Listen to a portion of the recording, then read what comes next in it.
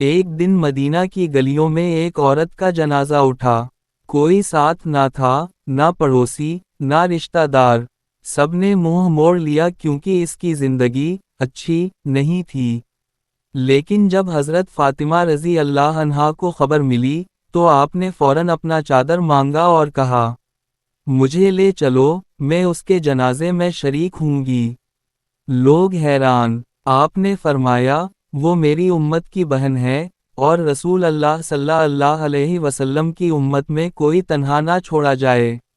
Medina वो शहर है जहाँ रहमत सल्लल्लाहु अलैहि वसल्लम की खुशबू आज भी फिजाओं में घलती है। जहाँ गुनाहगार भी माफ़ी की उम्मीद रखते हैं, क्योंकि यहाँ रहमत लालिमीन सल्लल्लाहु अलैहि वसल्लम का घर है।